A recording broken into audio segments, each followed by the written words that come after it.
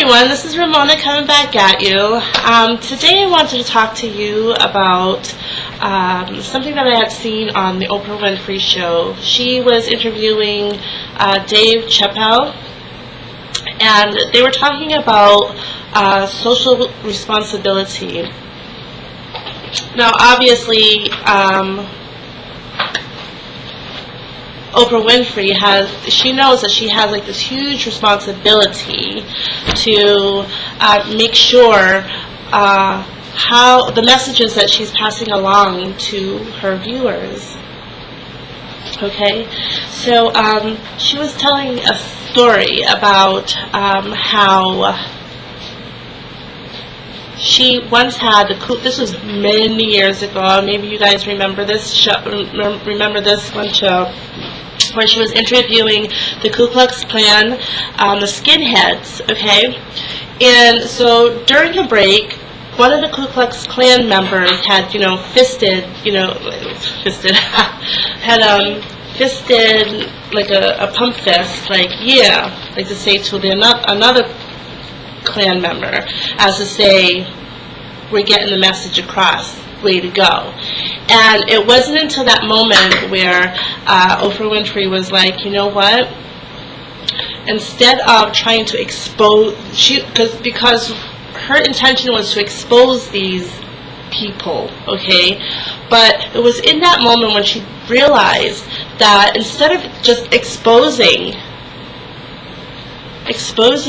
the Ku Klux Klan, she was really just giving them a voice. She was really giving them empowerment to be able to get in front of the camera, get a voice in front of, on the Oprah Winfrey Show. That was like, the best place to be if you want to get a message sent out there. Everybody knows Oprah Winfrey Show, and I don't know about now, but I know that back then everybody in this country would sit down, and that was the thing to do, sit down and watch the Oprah Winfrey Show at 4 o'clock. I think it was at 4. So yeah. And so it was in that moment that she realized that what she was doing, and she proclaimed that she would never make a show like that ever again. Okay, there was something that she also had said, which is why I'm making this video, which is very interesting. And so she had said that what she realized in that moment was to be a part of the problem, to swim the gamut and be within the pool with other negative people, negative situations, whatever the problem is, you become that negative thing, okay? So basically, you are feeding the negativity that's around you, and that negativity is feeding you, fueling you. And there's nothing healthy, nothing positive, nothing good that can ever come out of surrounding yourself with people and situations that are insanely unhealthy. And it started making me, and I was realizing that, say, Mother Teresa and Gandhi, they never, ever, they would let you know, okay, that they would never be a part of a war rally, a hate monger rally, even if it's raising up against something that's really bad, okay? They would never be a part of that. But what they did say is that if you have a peace rally, we will join that. And so they knew the secret. They knew a major secret. Mother Teresa, Gandhi, Oprah Winfrey, all these, people who are really successful, really have made a stance in the world, have know one secret. In order for to be successful in life, in order to bring in prosperity, to bring in all the good things that you want friendship, love, family, healthy family. You always have a family, but healthy family. You really have to follow in the steps of the head honchos of this world, the people who have already made it, like Oprah Winfrey, Gandhi, and Mother Teresa. And they say that they know the secret, which is that in order to bring around a positivity in your life, is to surround yourself with that positivity. So positivity begets positivity. Negativity begets negativity. And they also knew that it takes quite a while. I mean, if you were to jump into a pool, like say Oprah, like she said, that she had these Ku Klux Klan members on her show. See, for her, it was a dawning moment of like, wow, I decided to jump in the pool with them. So, what do I get? Nothing good, absolutely nothing good, because, she knew that she knows she has a social responsibility to teach the world, to be a role model, to send messages of what's going to feed viewers. She had millions of viewers. Okay? So whether she was sending the message, whether she sends the message that is, how do I say this? Like, subconsciously people know when something really bad is hanging in the air. Subconsciously people don't know when good things are being fed to them. Okay? So when she interviewed those Ku Klux Klan members, she knew that there was just nothing but havoc it could come from that. And she would be the problem, not necessarily the Ku Klux Klan, because they're and that's like another thing that what you need to understand, that there is evil in this world. Without a doubt, there's evil in this world. Okay, half positive, half negative, half evil, half good. The evil is just going to be there. But as individuals, you, me, we really need to understand that in order to live a harmonious life, you can't feed the snake, you can't feed the demon, you can't feed the evil, you can't, and being around that stuff willingly, even if it is for a greater good, that is only feeding what you don't want to grow, what you don't want to flourish. Okay, so that was like a huge thing that I just wanted to talk about, because for this one thing, I just wanted to remind everybody that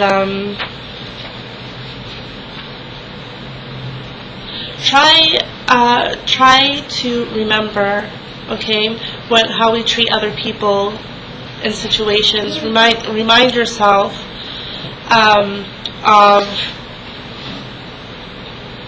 just watch your words, watch your thoughts, watch your actions, because once you delve into something in a negative way, you're going to get nothing but negativity. Okay, so I was going to make another video about this, but I'm sitting here and I'm thinking about a good example of what I did to feed the monster, okay? So, I'm having a problem, an issue, excuse me for a minute. And I'm sorry if I sound ick-filled, because I am sick. I'm getting better, actually. So, I'm having a real issue with my son's bus driver, his after-school bus driver. And I know we're like mid-year, And so I don't have the regular bus driver for my son anymore. I don't know what happened to her, but we have a new bus driver. And for as long as my son has been going to school on his IEP, because this is special needs, okay, so he has an individual education plan, okay, and on that says he has door-to-door service, okay. So I live within a complex, and my building has a specific address. However, in order to get to my building, you have to take side streets. So my building is surrounded by all streets that are not the main street that he has on his record of.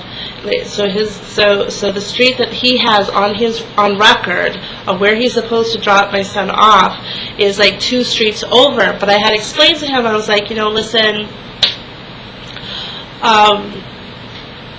he has an IEP, so he's supposed to get door-to-door service. And if you drop him off like 2 streets over, that's not door-to-door service. And I had to call the dispatchers, and the dispatcher spoke to who I'm not really sure who I guess one of the bosses. I guess there's many bosses there. So I'm going back and forth, and they're telling me that you are right, Miss Hurley. You guys know my last name anyway. You're right, Miss Hurley. He's supposed to go around the side streets in order to get to the physical address that's on his paper. And he had let me know that it was an inconvenience for him to come in there because he doesn't want to go turn around and whatever. It's not a through street, okay? So, the long story short is that we're battling back and forth. He just wants to be a jerk, and I do understand that even though through 9 years, okay, of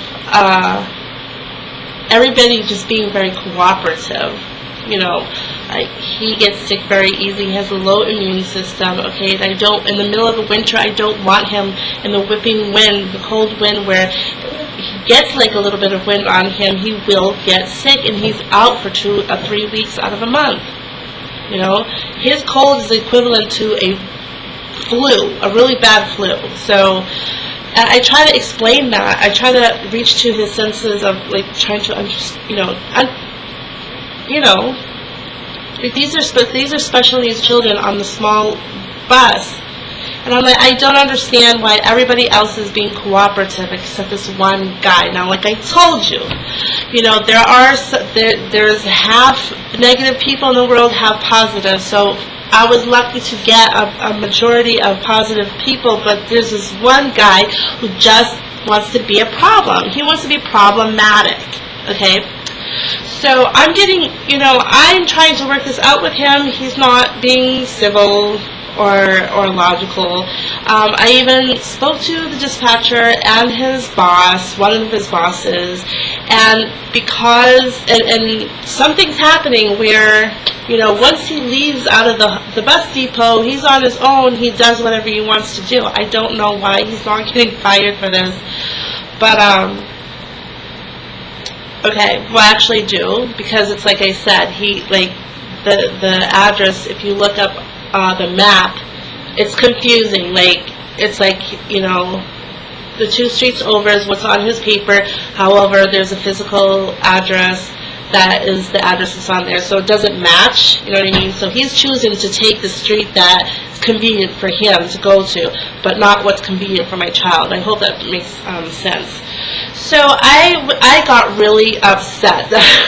I was really pushed to the point where I was just being calm, trying to be civil with him, trying to work this out, trying to work it out with the dispatcher, blah, blah, blah. So this Friday when I picked, he decided not to drop my son off, as he warned me the day on Thursday. He's not going to drop my son off at the back of the building where I told him to drop, where he's always been dropped off. He said that he's going to do it the 2 streets over, which is on his paper. And I said, oh, you're going to drop him off where, here. So I had to wait a half an hour. I knew where he was. He was parked out in the front of my building, which is 2 streets over, okay? But, I waited in a spot where I'm always supposed to be, to wait. This is like a long story, but I'm trying to get there. Okay, so, Demetrius, could you just let him play now? Because I'm trying to quickly do this. Thank you.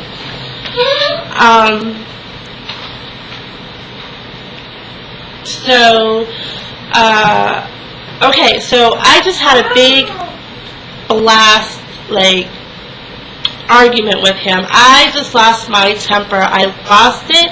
I was just telling him, I said, you know what, listen up, buddy boy. You need to drop my son off at the bus stop that he's supposed to be on, or I will be calling the police, because you're retaining my son when you're not supposed to retain him, and you're dropping him off at an address where you're not supposed to drop him off at. I mean, he won't release my son off on the streets, but that's where he chooses to drop, try to force me to go pick him up at this area 2 streets over, when I know he's supposed to have door-to-door service, okay? So I was yelling and screaming at people, looking at me, and I went home and I was just so upset about the fact that, this guy is just being a jerk for absolutely no reason. There's no reason for him to act the way that he's acting. It's crazy. I'm just some crazy people in this world. But I'm also upset with myself because people were staring at me. I'm down in my lobby. I'm yelling. I lost my head, okay? I'm just beyond upset, okay? Because this is an ongoing issue that I've had with this guy, and I lost it, and I'm like, I'm gonna call the police, and And it was in that moment that I have realized that I was like, you know what? Nothing was resolved with that. He managed to upset me what he wanted to do. He got what he wanted. Because he doesn't like to be, he knows at the end of the day that he is going to have to drop my son off where he's supposed to be dropping off, and he doesn't like being told what to do, apparently, and he got what he wanted out of me, which is for me to get upset. So now like, there's just all that negativity. But you know what? The thing is that I realized what happened, and I'm not going to feed the monster. I'm not going to feed it, because it just doesn't help out. And for me to place myself in a negative situation means that all I'm getting is negativity, being fed negativity. I'm feeding him, he's feeding me just crap. Negativity, and that's not going to help anybody. So I'm going to decide to pluck myself out of the situation and let his boss handle it in a different way. So that's what I'm going to do. So my point is that, what if I didn't have the mentality to think that way? So come tomorrow, I would just have a bigger argument, okay? The police because I'm that type of person, like, let me tell you something. But then the police would have been called. It would have been going on and on situation. It would have blown up into like a big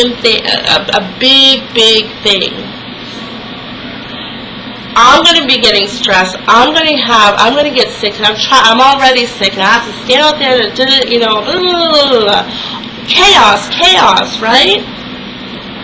And then my neighbors are looking at me, people, because I live in a community, I live in a city, people are going to look at me like, well, what's going on with her? She, they don't know my situation. All they see is a woman yelling and getting very upset in the street. That doesn't look good. You know what I mean? So, so that's like my message for everybody out there, that, so it's just different things I'm reaching out to you guys to understand, which is, in order to bring peace of mind, peace of life, and to attract good things into your life, you have to put yourself in a relaxed and positive and logical and way of being, because it is true. I mean, because we all know when we'll say, oh, negativity begets negativity, positive begets positivity, right? We all heard that. Okay, we have. But, I mean, do you really apply it? And do you really understand what that means? Sometimes, we need to talk about it and just have a discussion about these things in order for it to sink in and for us to understand. Like, Oprah Winfrey understands that. And I'm a big believer that people who are insanely successful in life, you should follow in their footprints, right? You don't want to follow dumb-ass bus driver and follow him. What is he? He's a nobody, a nothing. But I do want to follow somebody who's successful in her life. You okay? Demetrius? Could you get Nicholas a drink of water, please? I think he caught my cold. Okay, I'm going to have to wrap this up. And the dishwasher is a cup. So, yeah. So, another part of that is like a law of attraction, It's another level of law of attraction. If you put yourself in that light, like Oprah said as well, and she actually used the word energy. Like, so this is not something that I'm kind of like fishing for what I want to hear. She actually used the word like, this is the energy. Like, I'm giving them that they're feeding me this energy, and I'm like doing whatever it is that I'm doing with that energy, and then I'm giving them back that energy of anger and just like irate, and I feel like I'm going to expose them and whatever, and they're like, well, I'm going to expose you for being, uneducated black person who can't control anything. Like, that's what the Ku Klux Klan wants everybody to see. And she was like, but she was smart enough to catch the trick. And what I want you guys to do is be smart enough to catch the trick. And when somebody tries to drag you down with negativity, cut it out and think before you do. When you have arguments, think before you act. Do you want to drag it out, or do you want to take yourself out of the situation and rethink about a more positive way of doing that? And you can apply this to all parts of your life as well. Okay? Because more you're like, now I'm sitting at my apartment being really upset, really angry, really upset, ruin my weekend. Why would I want to do that to myself? Don't do that to you too. And it's also a very major thing when people say, like, you stub your toe in the morning, right? Doesn't it spiral downward after that? Usually, right? The normal thing is that, you get out of the bed, you stub your toe, piss, and then all of a sudden everything else is going bad. Like you cut yourself shaving your face, or you gotta run in your stocking, or, oh my God, whatever it is. Oh boy. So I'm gonna have to, everybody's like trying to, okay, hold on a second.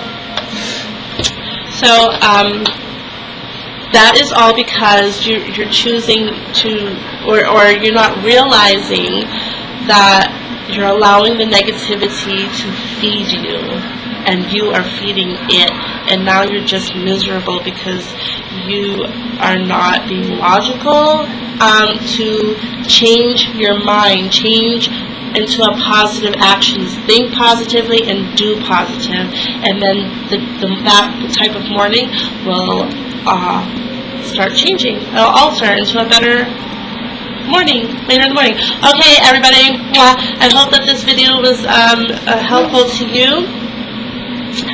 Please like and subscribe. And if you're looking for the ketogenic, the Garcinia Cambogia diet, like I said, on Thursdays, every Thursday. If you see other videos on any other day of the week, it has nothing to do with ketogenic diet, Cambogia diet, okay? Okay, love y'all, bye.